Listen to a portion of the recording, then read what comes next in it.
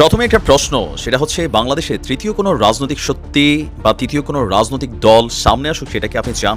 সুতরাং আওয়ামী লীগের জন্য যেটা বলার কথা আর কি, আপনাদের দলকে নিয়ে যদি আপনাদের আরো কোনো চিন্তা থাকে, শেখ হাসিনা তা বা মুজিব পরিবারের যে কেউকে বাদ দিয়ে এই পরিকল্পনাগুলো করেন। নতুন একটা রাজনৈতিক দল 100% ঘোষণা হতে যাচ্ছে। আর এটা কিভাবে আসবে? এই যে অন্তর্বর্তীকালীন যে সরকারটা গঠিত হচ্ছে, এটা কিন্তু 1 মাস 15 দিনের লেগে না। এটা ইতিমধ্যে খবর পাইছেন তো। সাবেক সেনাপ্রধান আজিজের পরিবার দেশ ছেড়েছে, সঙ্গে ছিলেন না তিনি। বিমানবন্দরের প্রতিটা কর্মীর নজর ক্ষমতাসীনদের যারা পালিয়ে যাওয়ার চেষ্টা করছেন তাদের দিকে, এবং পলক সহ ছাত্রলীগের বেশ কয়েকজনকে ধরিয়ে দিয়েছে। 16 বছরের দুঃশাসন শেষে সাবেক প্রধানমন্ত্রী আওয়ামী লীগ সভানেত্রী শেখ হাসিনা দেশ ছেড়ে পালিয়ে গিয়েও তিনি যেন পালাতে পারছেন না। পৃথিবীর সব স্থান থেকে তার জায়গায় যেন সংকুচিত হয়ে আসছে। হাসিনা ঘনিষ্ঠ মেজর জেনারেল জিয়াউল হাসানকে এয়ারপোর্টে আটক করা হয়। রানওয়েতে ট্যাক্সিরত এমিরেটস ফ্লাইট 585 আবার বোর্ডিং ব্রিজে ফেরত এনে জিয়াউল হাসানকে আটক করা হয়। একই ফ্লাইটে ডিবি পুলিশের যুগ্ম পুলিশ কমিশনার বিপ্লব কুমার সরকারও ছিলেন। আসসালামু আলাইকুম দর্শক, গুরুত্বপূর্ণ একটি নিউজে আপনাদের সকলকে স্বাগতম। দর্শক, আমি আশা করছি আপনারা ভিডিওর শুরুটা দেখেই বুঝতে পেরেছেন আজকের নিউজটি ঠিক কতটা গুরুত্বপূর্ণ হতে চলেছে এবং কোন দিকটাকে ইঙ্গিত করছে।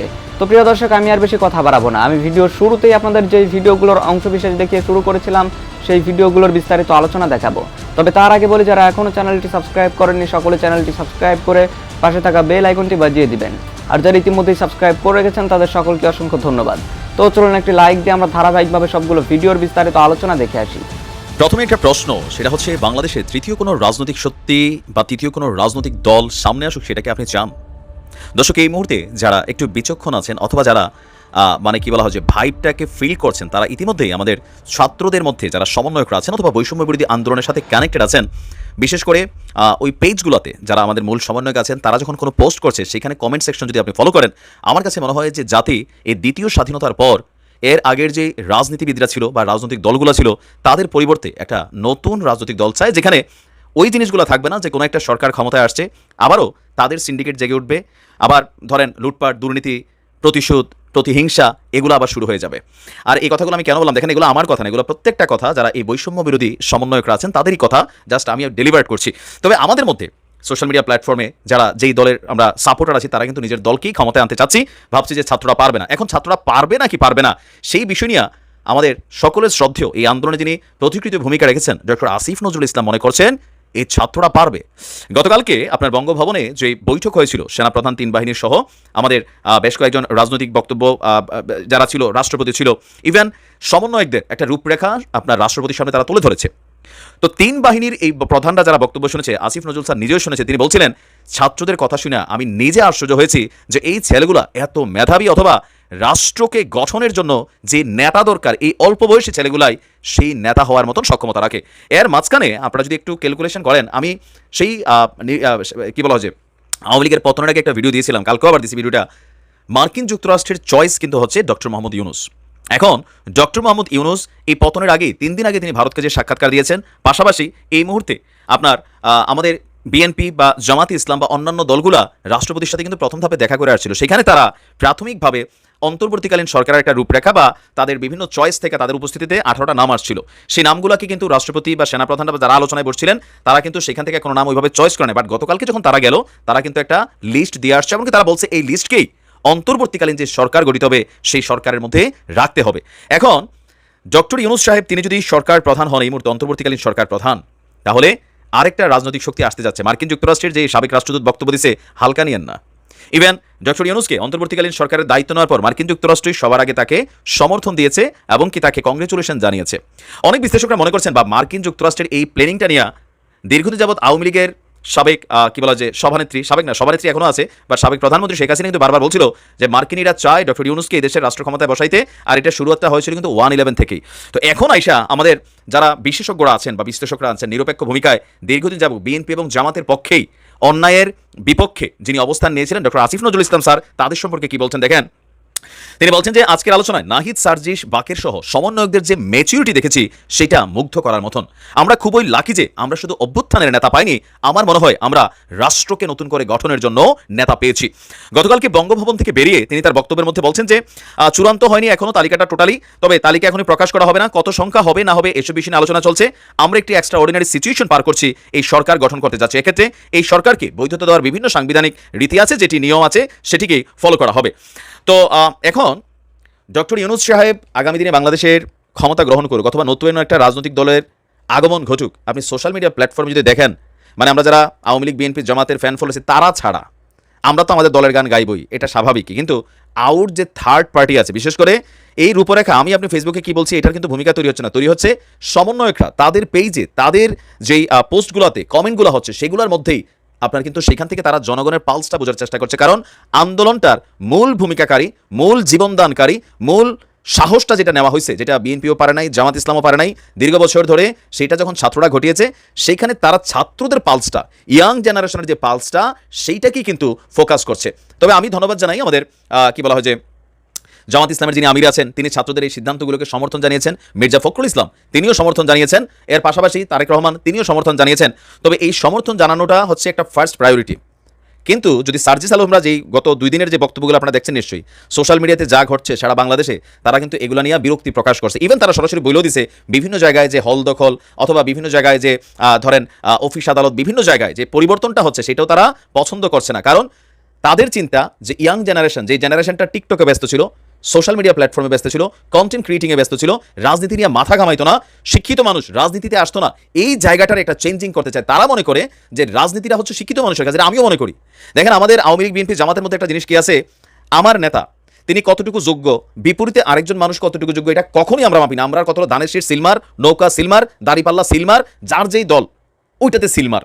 আবার আমার নেতা যিনি, তিনি আসলে কতটুকু যোগ্য সেটা কখনো আমরা ক্যালকুলেশনে যাই না। কারণ কি, ওই বঙ্গবন্ধুর দিনের সিপাহসালার, আওয়ামী লীগের দুর্দিনের কাণ্ডারি, জিয়াউর রহমান সাহেবের দিনের সিপাহসালার, বিএনপির দুর্দিনের কাণ্ডারি, তারপর হচ্ছে গোলাম আজমের সিপাহসালার, দুর্দিনের কাণ্ডারি, এই সকল বক্তব্য দিয়া নির্বাচনের আগে আমাদের মধ্যে একটা ফ্লো তৈরি হয়ে যায়। দেখেন নতুন যে শুরুয়াত হয়েছে, এতদিন বাংলাদেশের মানুষের হাতে অপশন ছিল না, চয়েস ছিল না, যার কারণে মানুষ 3-4টা রাজনৈতিক দলের উপরেই কিন্তু ডিপেন্ডেন্ট ছিল। এখন আমরা জানি না যে এই সাধারণ ছাত্ররা আসলে কতদূর তাদের যে সিদ্ধান্তগুলো আসতে যাচ্ছে। আমি ভবিষ্যৎবাণী করিয়ে দিলাম আর কি, কারণ আমরা যতটুকু দেখছি বিভিন্ন জায়গায় যোগাযোগ আছে, ক্যালকুলেশন বুঝতেছি, মার্কিন যুক্তরাষ্ট্রের খেলাটাও বুঝতেছি। তো সকল কিছু মিলিয়ে আপনি দেখবেন যে নতুন একটা রাজনৈতিক দল 100% ঘোষণা হতে যাচ্ছে। আর এটা কিভাবে আসবে, এই যে অন্তর্বর্তীকালীন যে সরকারটা গঠিত হচ্ছে, এটা কিন্তু 1 মাস 15 দিনের লেগে না, এটা ইতিমধ্যে খবর পাইছেন, তো সেটা নিয়ে কিন্তু পরের ভিডিওতে একটা আপডেট দিচ্ছি। তো এই সময়টার মধ্যেই বাংলাদেশের মানুষ যারা যে দলই করে, আমি দেখছি অনেকেই আওয়ামী লীগ করছে, ভাই আওয়ামী লীগের জীবনের দরকার নাই, বিএনপি করছে, বিএনপিরও আমরা চাই না, কারণ খেলার দৃশ্য একই 53 বছর ধরে, এই দৃশ্যপট থেকে মানুষ মুক্তি চায়।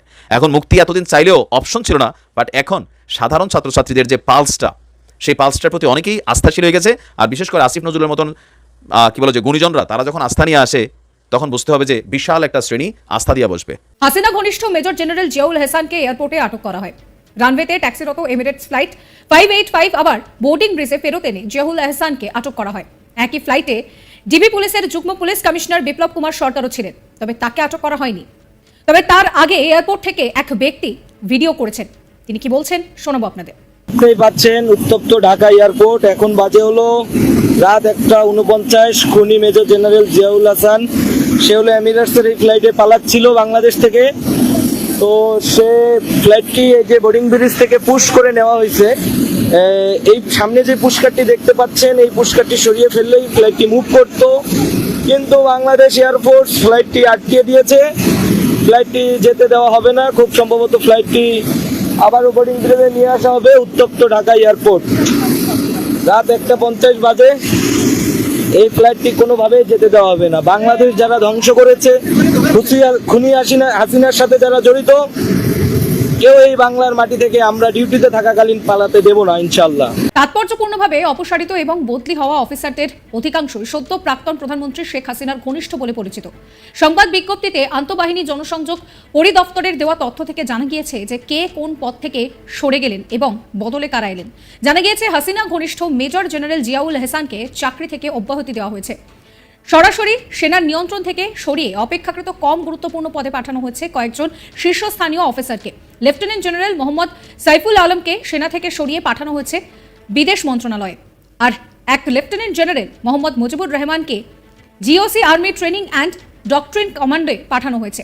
লেফটেন্যান্ট জেনারেল আহমদ তাবরেজ তাকে কিন্তু সেনাবাহিনীর quartermaster general, lieutenant general Mizanur Rahman শামীমকে সেনাবাহিনীর chief of general staff, lieutenant general Mohammad Shahinul হককে কমান্ড্যান্ট এবং মেজর জেনারেল এস.এম. রিয়াজুনকে তাদেরকে কিন্তু নতুনভাবে নিয়োগ করা হয়েছে। আর এই সমস্ত যে পরিবর্তন তা কিন্তু একটি নির্দেশিকায় উল্লেখ করা হয়েছে। শেখ হাসিনা পুত্র জনাব সাজিব ওয়াজেদ জয় সাক্ষাৎকার দিয়ে বেড়াচ্ছেন। অনেকগুলো সাক্ষাৎকার উনি দিয়েছেন দেখলাম ভারতের সংবাদ মাধ্যমে, মূলত ইংরেজি কতগুলো সংবাদ মাধ্যমের সাথে যেমন দিয়েছেন, একটা বাংলা মাধ্যমের সাথে উনি কথা বলেছেন, রিপাবলিক বাংলা। এই ইন্টারভিউটা আমি সবাইকে একটু দেখতে বলবো, এবং রিপাবলিক টিভি বাংলাদেশে কি বলছে সেটাও একটু চোখ রাখবেন সবাই। এবং ডয়েচে ভেলে বাংলাও জনাব ওয়াজেদ জয়ের একটা ইন্টারভিউ নিয়েছে, ভিডিও আছে, ওটার কন্টেন্টও আপনি পাবেন। অনেক কথা বলেছেন, কিন্তু একটা জায়গা আমি একটু গুরুত্ব দিতে চাই, বিশেষ করে এই ভদ্রলোক যা করছেন, মানে তাতে আমরা ভারতের পরিকল্পনা বুঝতে পারবো। প্রত্যেকটা জায়গায় করেছেন এবং রিপাবলিক বাংলাতে এটা অনেক বেশি করেছেন। সে জায়গায় আসার আগে আরো দু একটা কথা একটু বলতে চাই। উনি ক্ষোভ টোপ দেখিয়েছেন, দুটো সত্য কথা বলে ফেলেছেন, সেগুলো খুবই ইন্টারেস্টিং। যেমন ক্ষোভ দেখিয়েছেন, মানে তারা রাজনীতিতে আসবেন কিনা, তার মা রাজনীতিতে আসবেন কিনা, তার মা দেশের জন্য এত উন্নতি করেছে, তারপরে এই দেশের মানুষ এটা করলো। উনি একটা বলে বলছেন বাংলার মানুষ তাকে বের করে দিল, একটা ইন্টারভিউতে এরকম বলছেন। তার মানে এটা সঠিক, তার মানে বাংলার মানুষ, তাদের ভাষা এটা বাংলা না, বাংলাদেশের মানুষ তাদেরকে বের করে দিয়েছে। এটা ওনার বক্তব্যের মধ্যে দিয়ে বেরিয়ে আসলো যে আসলে এটাই তারা যে ন্যারেটিভ তৈরি করার চেষ্টা করছিল, কিছু জঙ্গি, কিছু অল্প কিছু জামাত শিবির এসব করেছে, না, পুরো দেশ তার বিরুদ্ধে ফুঁসে উঠেছিল সাজিব ওয়াজেদের কথায়। এটার একটা ক্লিয়ার ইন্ডিকেশন আছে। কিন্তু অভিমান, দেশের জন্য এত কিছু করেছেন, তার মায়ের মধ্যে আমরা এই জিনিসটা দেখতাম। তার মা খুবই ক্ষুব্ধ, মানে উনি করে দিয়েছি, ওনার একটা বিখ্যাত কথা আছে না, উনি এটা করে দিয়েছেন, সেটা করে দিয়েছেন, এবং বিশ্রীভাবে বিদ্যুৎ বন্ধ করে দেই, ওটা বন্ধ করে দেই, সেটা বন্ধ করে দেই, মানে উনি ওনার বাবার টাকা এগুলো করেছেন, এগুলো ওনার বাবার সম্পদ, এগুলো উনি যখন ইচ্ছা তখন বন্ধ করে দিতে পারেন। এইভাবে আমি বলছি রাজা বাদশারাও এভাবে কথা বলতো না, যেভাবে উনি বলতেন। সো বোধ হয়ে গিয়েছিল একটা তথাকথিত উন্নয়ন করেছে এবং সবকিছু তারাই করেছেন, সেখানে অভিমান আছে। এই অভিমান তার মধ্যে দেখলাম। তবে এটা দেখে ভাল লাগলো কারণ হচ্ছে তাদের যে তথাকথিত উন্নয়নের ন্যারেটিভ, সেই ন্যারেটিভ মানুষ খায়নি। কারণ আসলে উন্নয়ন সো কল্ড যেটা হয়েছে সেটা কেউ দেখে নাই। উন্নয়ন কার হয়েছে, কিভাবে হয়েছে, প্রধানমন্ত্রী পিয়ন পর্যন্ত হয়েছে, অন্যদের তো আরো কিছু অলিগার্কের হয়েছে, সরকারি বিভিন্ন চাকরি করা লোকজনের হয়েছে। এটা ট্রু, মানুষ এটা বুঝতে পেরেছে। এবং তার ভাষ্য মতে বাংলার মানুষ তার মাকে খেদায় দিছে, তার ভাষ্য মতে না, তাকে বের করে দিয়েছে বলেছেন। ঠিক আছে, কিন্তু যে জায়গাটা খুব ইম্পর্টেন্ট আমি মনে করি, এবং ভারতীয় মিডিয়াগুলোতে উনি নিজে থেকে বলছেন, আর রিপাবলিক টিভি তো তাকে খোঁচাচ্ছে। রিপাবলিক টিভির প্রশ্ন যদি খেয়াল করেন, তার মোটিভেশনটা বুঝতে পারবেন যে কি বের করতে চান। খানিকটা শেখ হাসিনাকে যখন সংবাদ সম্মেলন হতো, মোজাম্মেল বাবু, প্রভাসালীন ফারজানার উপর কিছু প্রশ্ন করতো না, মানে তারা কি জবাব বের করতে চায়, সেই রকম ভাবে প্রশ্ন করা হচ্ছে। এই অন্য ইন্টারভিউগুলোতেও, যেগুলোতে আসলে মোটা দাগে জিজ্ঞেস করা হয়েছিল, উনি একটা পর্যায়ে বলছেন আমরা তো এখন ক্ষমতা নাই, শেখ হাসিনাকে ক্ষমতাচ্যুত করা হলো, এবার দেখো বাংলাদেশ কি হয়। এই যে দেখো তুমি চারপাশে এই যে যাবতীয় ঘটনা ঘটছে, বাংলাদেশ যে এই মুহূর্তে এক ধরনের খুব একটা মানে এক ধরনের ভাঙচুর হচ্ছে, এক ধরনের অল্প স্কেলে হলে কিছুটা নৈরাজ্য আছে, এগুলোকে উনি ইন্ডিকেট করছেন এবং এগুলোকে ইন্ডিকেট করে দেখাতে চাইছেন দেখো আওয়ামী লীগ না থাকলে কি হয়। দেখা গেল, এবং আমি সত্যিকার অর্থে মনে করি জিনিসগুলো আমরা ঠেকাতে পারলে সাজিব ওয়াজেদ জয় বা আর কারো পক্ষে এই ন্যারেটিভগুলো দেওয়া কঠিন হতো। এটা যদিও আমি মনে করি এই ধরনের ঘটনার পর এক ধরনের ইনএভিটেবল, কিন্তু তারপরও না, মানে আমরা যদি আগে হয়েছে বলে এটা আমাদের এখানে হবে বা এই স্কেলে হবে, স্কেলটা আমরা, ইন্টেন্সিটিটা আমরা সম্ভবত কমাতে পারতাম। এখানে আমাদের একটা ফেইলিয়ার আছে, উনি এটাকে আনছেন। কিন্তু যেটা জরুরি কথা, উনি বলছেন বাংলাদেশ পাকিস্তান হয়ে যাবে। বাংলাদেশে ক্ষমতা নিয়েছে এই একই ভারতে, বিশেষ করে রিপাবলিক টিভি প্রথম দিন থেকে এই ন্যারেটিভ সামনে আনার চেষ্টা করেছে, সেটা হলো বাংলাদেশ জঙ্গিবাদের রাষ্ট্র হয়েছে, মানে জঙ্গিরা ক্ষমতা নিয়েছে, বাংলাদেশে মূর্তি ভেঙে ফেলা হচ্ছে। এবং আমি আগেও বলেছিলাম, একটু স্মরণ করিয়ে দিতে চাই, রিপাবলিক টিভি বলছে বমিয়ানে যে তালেবানের প্রথম সরকারটা বুদ্ধ মূর্তি ভেঙেছিল, সেই রকম কাণ্ড এখানে হচ্ছে। মানে এটা কত বড় মিথ্যাচার। আগের যে তালেবান সরকারটা ছিল, তারা স্ট্যাচু বা মূর্তিকে ধর্মবিরোধী বলে মনে করে তার রাষ্ট্রের সব মূর্তি ভেঙে ফেলেছিল। এর মধ্যে পাহাড় কেটে বুদ্ধের তৈরি করা যে বামিয়ানের মূর্তিগুলো ছিল, সেগুলো তারা ভেঙে ফেলেছে ওইটার পার্ট হিসাবে। ওইটা বুদ্ধের প্রতি কোনো বিদ্বেষ বা অন্য কারোর প্রতি কোনো বিদ্বেষ, কোনো মূর্তি সে রাখে নাই। বাংলাদেশে তো আর কোনো ভাস্কর্যের কোনো সমস্যা হয়নি। বাংলাদেশের রাজু ভাস্কর্য আছে, বাংলাদেশের অপরাজেয় বাংলা আছে, অ্যাটাক হয়েছে হয়নি তো, ওগুলো তো মানুষের মূর্তি। বাংলাদেশে মুজিবের মূর্তি আসলে শেখ মুজিবকে সামনে রেখে সেই শেখ হাসিনা তার স্বৈরাচারকে, তার ফ্যাসিজমকে জায়েজ করার চেষ্টা করেছে, বলে ওটা সিম্বলে পরিণত হয়েছে। সুতরাং ওইটা কিংবা গণভবন ভ্যান্ডালাইজ করা, এগুলো সবগুলো তো আসলে সেটার সিম্বল হিসাবে হয়েছে। শ্রীলঙ্কায় যখন গণভবন তার প্রেসিডেন্ট রাজাপাকসের যখন ঘটনা ঘটলো, তখন তার যে ছিল, প্রাসাদ ছিল, সেটার মধ্যে তো একই রকম ঘটনা ঘটেছে। তখন তো তারা বলেনি যে ওখানে জঙ্গি আক্রমণ হয়েছে।